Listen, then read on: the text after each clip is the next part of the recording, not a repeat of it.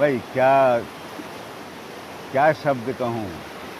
सबसे पहले तो शैल प्रचार गिरिराज गुहा विदारी झंकार कारी हरिपादर जो पहाड़ी, ऐसी भगवती देखिए कैसे पूरा अपना जितना प्रकृति की सफाई की ज़रूरत है, जहाँ जहाँ शैल विदारण करना है उसे करके आ रही हैं देखिए आप। और ये हिमालय की गोद से खेलती हुई और अब इस मैदानी भाग को आप्लावित करती हुई, मैं समझता हूँ आनंद एक शब्द मात्र रह जाता है, उसको व्यक्त करने के लिए उसकी क्षमता कम पड़ जाती है। ऐसे स्थान पर देखिए कितना आनंद आ रहा है।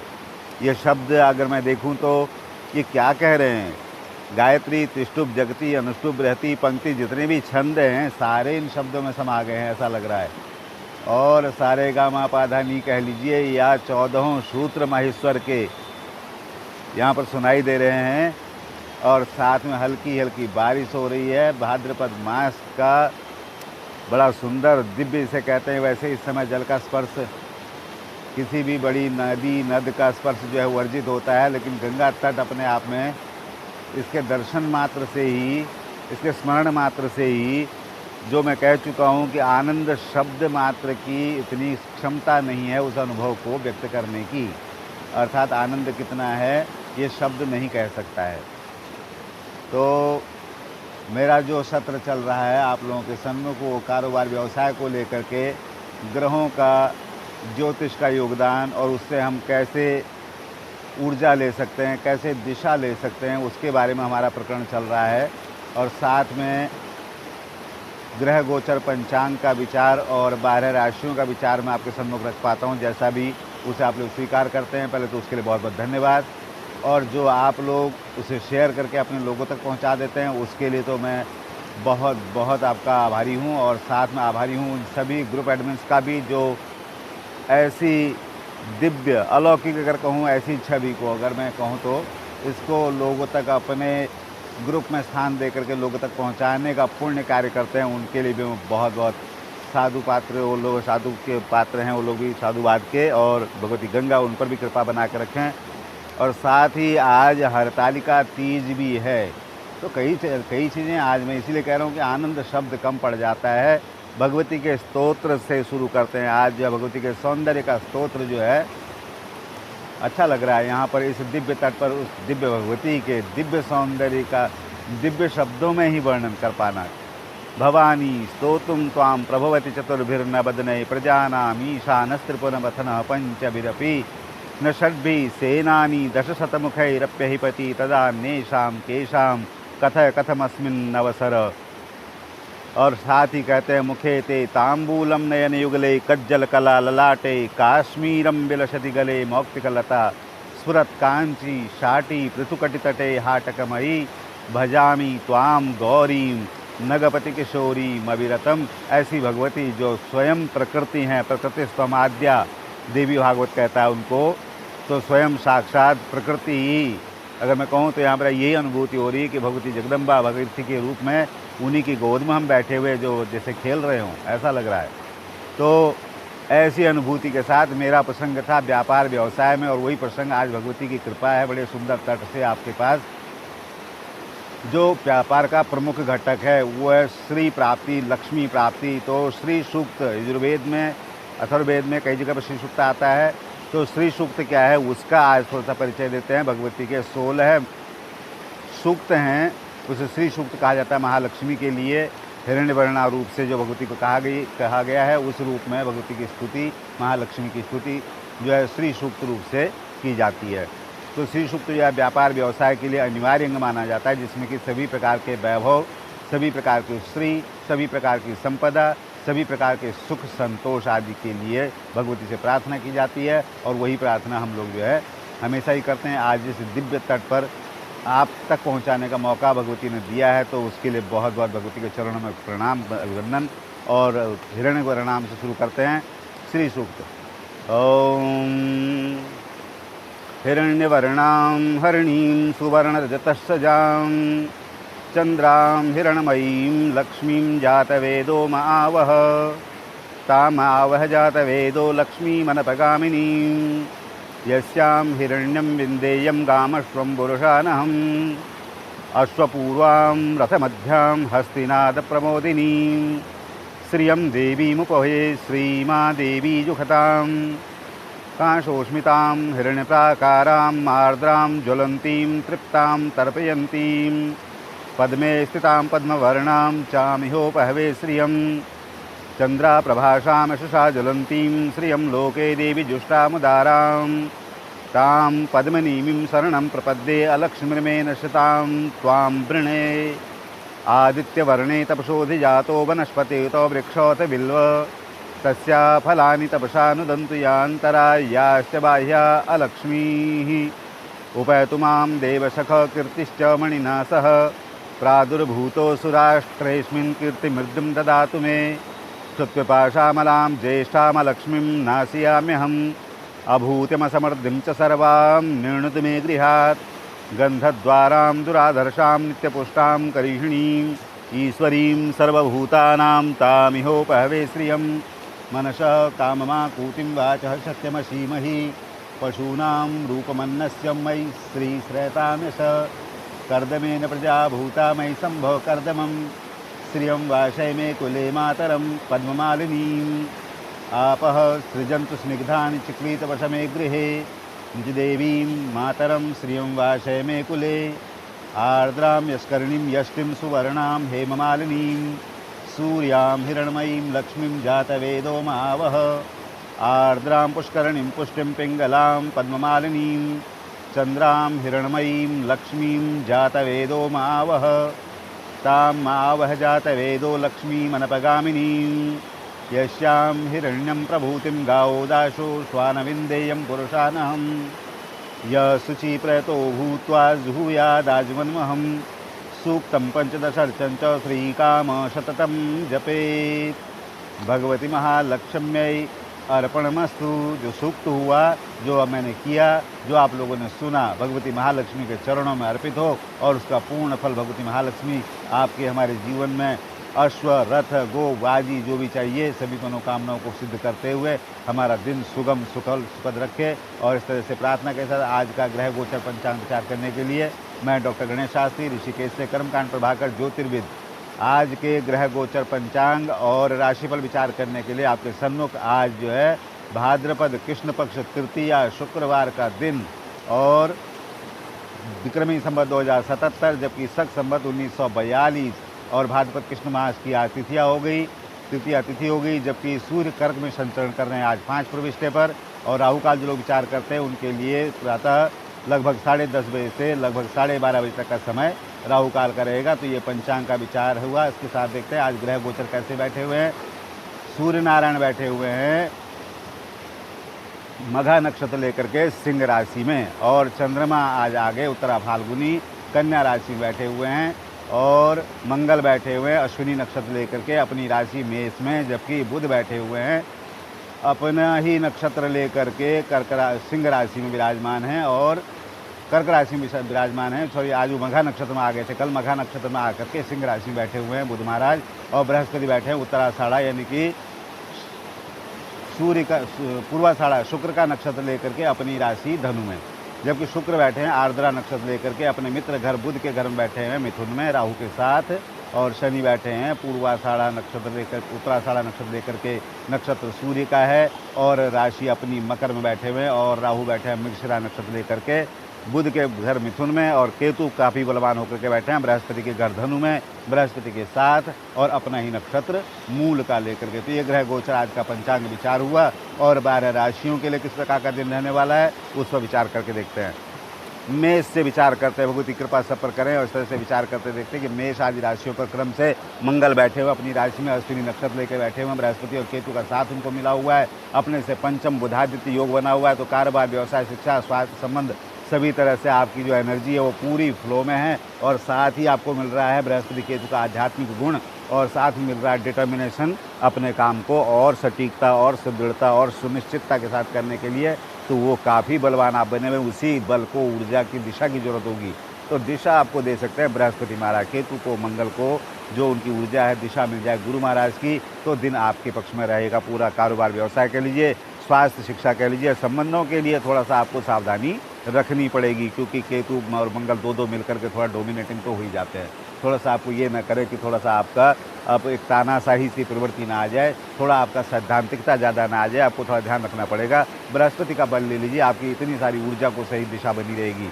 तो आप जो है ओम ग्रांग ग्रींग ग्रौंग सब गुरुवे नमः कर सकते हैं, भगवान के दर्शन करते हैं विष्णु भगवान के, और बृहस्पति का मंत्र कर सकते हैं, किसी वृद्धजन की सेवा कर सकते हैं। उससे जो है केतु मंगल सारे संतुष्ट होकर के बृहस्पति के बल के साथ आपको दिन अनुकूल रखने में मदद करेंगे।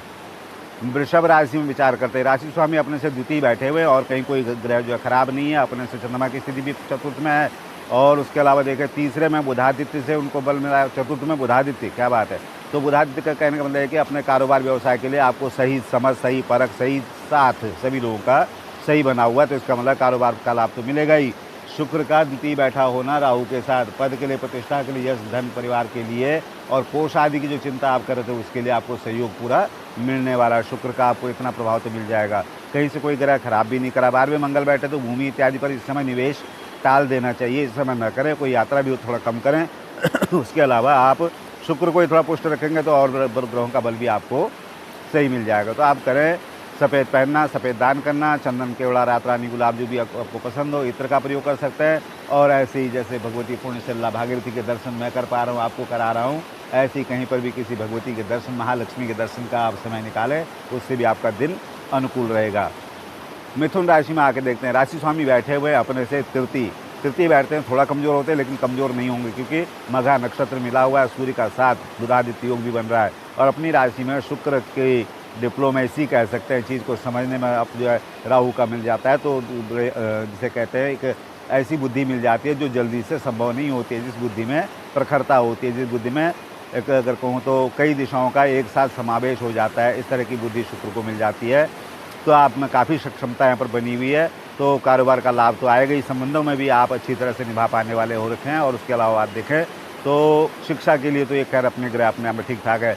राहु का तामसिकता से बचाव जरूरी है आपके लिए, और थोड़ा सा आपको अपनी ऊर्जा को जगह जगह भटकाने से, जगह जगह लगाने की बजाय फोकस रहने के लिए ज़रूर बोलूँगा, क्योंकि राहु जो है वो कई दिशाओं में आपको प्रेरित कर सकते हैं, उसी से आपको थोड़ा बचना चाहिए। तो अगर एक जगह आपकी क्षमता कंसंट्रेट रहेगी तो लाभ और ज़्यादा और सही ढंग से और सुचारू रूप से आ पाएगा, यही आपको प्रयास करना है। उसके अलावा देखते हैं कर्क राशि में आकर के थोड़ा मैं खड़े हो जाता हूँ, क्योंकि यहाँ पर बड़ा आनंद आ रहा है, और आवाज़ पता नहीं मेरी कितनी आएगी इस वीडियो में, क्योंकि भगवती जगदम्बा भागीरथी का ही स्वर इतना तीव्र है कि मेरे स्वर की तो ज़रूरत ही नहीं, इनके स्वर का आशीर्वाद ही पर्याप्त है।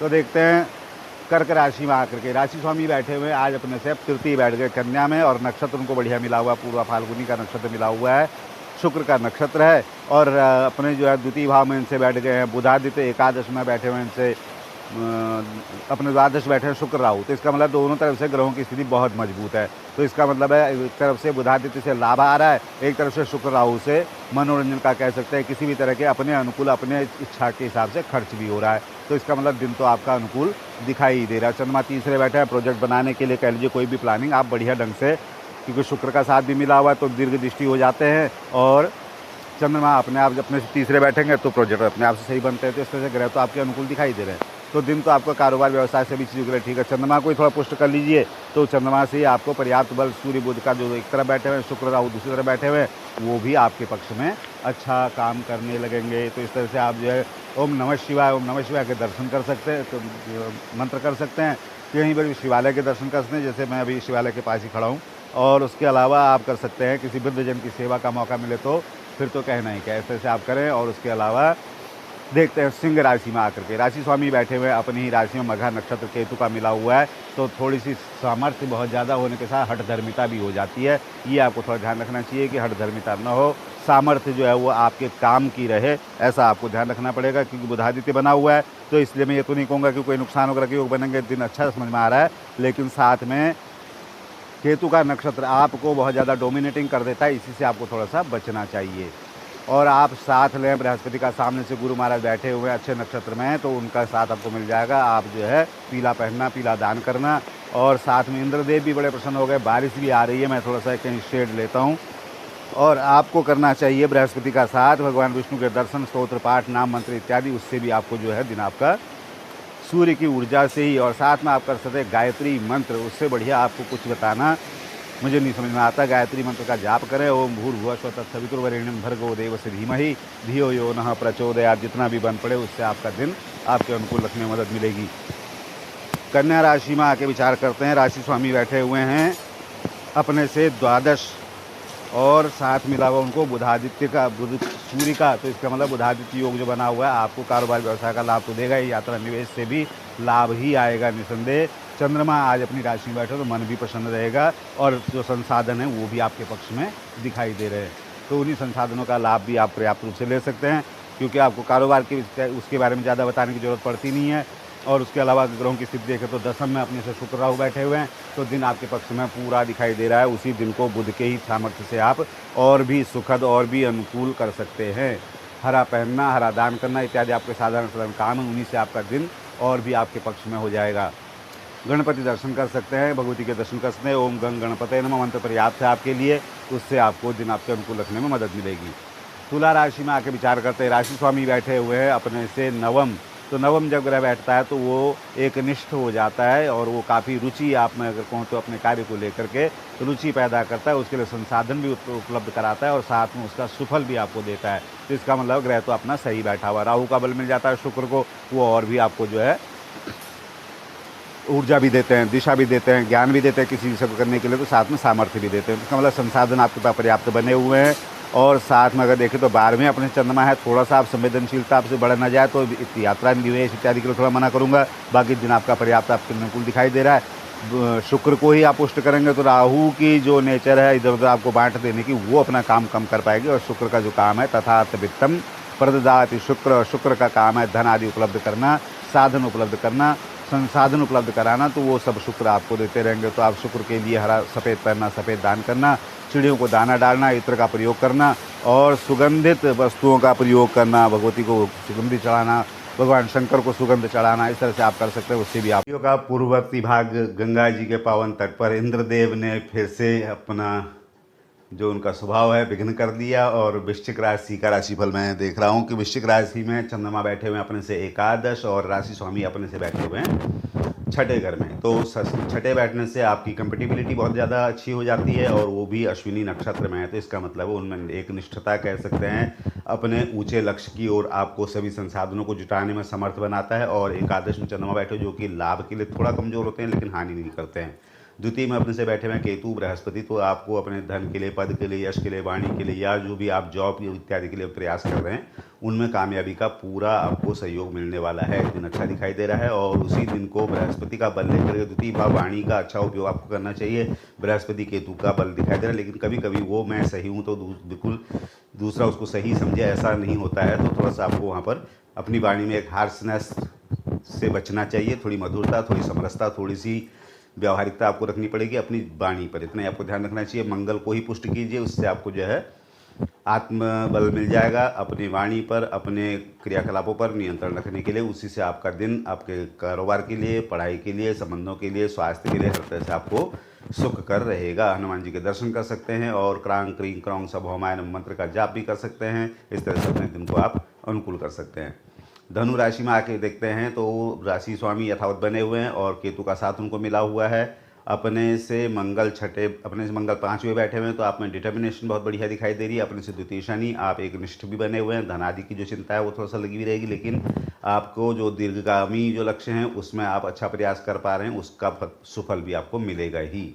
और सामने से शुक्र भी अच्छी स्थिति से देख रहे हैं, तो इसका मतलब धन का, पार्टनरशिप का, वो परस्पर संबंधों का हर तरह से लाभ आपको होता दिखाई दे रहा। थोड़ी सी आपको मैं फिर से कहूँगा कि केतु का यहाँ पर बैठा होना सैद्धांतिक बना देता है, तो उसी बात को आपको थोड़ा सा व्यवहारिकता में अपने आप को रखना चाहिए। इतना ही कहते हुए आपको केवल बृहस्पति का बल अगर मैं कहूँ तो आपको पुष्ट रखेगा।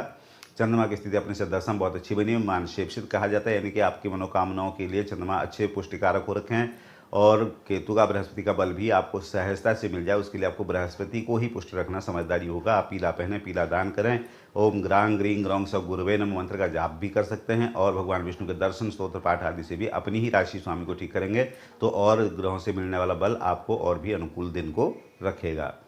मकर राशि में विचार करते हैं। चंद्रमा बैठे हुए अपने से नवम, बहुत अच्छी स्थिति चंद्रमा की दिखाई दे रही है, जो कि आपके क्रियाकलापों के लिए, धर्मादि अनुष्ठान के लिए या जो भी आप कर्म कर रहे हो, जिस भी दिशा में आप प्रयास कर रहे हो, चंद्रमा उसमें आपको रुचिपूर्ण माहौल दे रहे हैं, वहाँ पर बहुत बढ़िया उनका सहयोग दिखाई दे रहा है। लेकिन साथ में अगर देखें तो अष्टम में बुधादित्य का होना, थोड़ी लापरवाही, थोड़ी सी स्किप कर जाना, थोड़ी सी इग्नोर कर जाना, आपको उतना बढ़िया शायद दिन नहीं दिखाई दे रहा। जबकि लाभ की में आपका बहुत, वो नहीं कहूँगा कि लाभ में कोई रुकावट हो रही है, लेकिन व्यय भी जो है आपकी वो भी ज़्यादा हानिकारक नहीं है। अपने से द्वादश केतु बृहस्पति का बैठा होना, जो भी व्यय है वो समय का, सामर्थ्य का, क्षमता का जो भी व्यय कर रहे हैं वो भी प्रतिकूल नहीं जाता दिखाई दे रहा। चौथे मंगल है, किसी से विवाद की स्थिति को बिल्कुल टालिए, इतना जरूर कहूँगा। बाकी और ग्रह आपके प्रतिकूल नहीं है, तो आपको जो है शनि महाराज को ही थोड़ा सा अपने पक्ष में रखना चाहिए, क्योंकि अपने राशि स्वामी वक्री होकर बैठे हुए अपनी राशि में, तो उनमें उतना बल नहीं रहता। तो शनि के लिए आपको यहाँ पर किसी भी तरह से आप शनि को पुष्ट रखते हैं, उनका एक ही साधन है, वो है अपने को व्यस्त रखना। फिर से एक ही उपाय कहूँगा, किसी भी देवी देवता का स्तोत्र पाठ मंत्र जाप जो भी अच्छा लगता हो, कोई भी पूजन, कोई भी आपको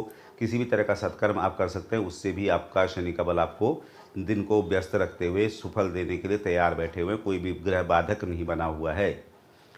कुंभ राशि में आके देखते हैं, राशि स्वामी बैठे हैं अपने से द्वादश, बहुत अच्छी स्थिति है कि दूरस्थ जनों से आपको अच्छा सहयोग, अच्छा संबंध आपका निभ रहा है, चाहे वो परस्पर संबंध हो, चाहे वो व्यावसायिक संबंध हो। आपका अच्छा समय दिखाई दे रहा है कि कारोबार का लाभ इत्यादि तो आपको एकादश से बृहस्पति केतु दे ही रहे हैं। तृतीय में अपने मंगल से भी आपको पराक्रम काफ़ी बना हुआ है, योजना आपकी बिल्कुल सुदृढ़ योजनाएं बन रही है, उनका भी आपको लाभ मिलेगा। पंचम में अपने से शुक्र राहु का बैठा होना, जो कि मन भी प्रसन्न है और प्लानिंग भी सही बनी हुई है, तो इसका मतलब दिन तो आपका सही दिखाई दे रहा है। अपने से सामने बुधादित्यों का बना होना, कारोबार पार्टनरशिप के तौर पर कह लीजिए, या अपने व्यक्तिगत तौर पर कह लीजिए, या शिक्षा के तौर पर कह लीजिए, हर तरह से आपका दिन अनुकूल तो दिख रहा है। बुध को ही थोड़ा साथ रखिए, तो जो राहु की दृष्टि है वो आपको प्रतिकूल नहीं जाने देगी। आपको जो एक कई दिशाओं में बांटना है, कई बार हम उसको अंग्रेजी शब्द वर्सेटाइल कह देते हैं, लेकिन हम वर्सेटाइल नहीं रहता है, पर तितर बितर हो जाता है, तो तितर बितर ना हो, बुध का बल ले लीजिए। बुध जो है आपको एकनिष्ठ रखने में, एकीकृत रखने में और एकाग्रता बनाने रखने में आपको मदद करेगा, जो कि आपको कारोबार व्यवसाय के साथ ही शिक्षा के लिए, स्वास्थ्य के लिए और संबंधों के लिए भी मददगार रहेगा। हरा पहनना, हरा दान करना, गाय को चारा डालना, और गणेश जी के दर्शन गणपते नमः मंत्र कर सकते हैं, दुर्वा चढ़ा सकते हैं गणेश जी को, लंबोदराय नमः, हेरम्बाय नमः, लंबोदर गजानन नमः, गण उमासुताय नमः करके इस तरह से आप दुर्वा भी चढ़ा सकते हैं।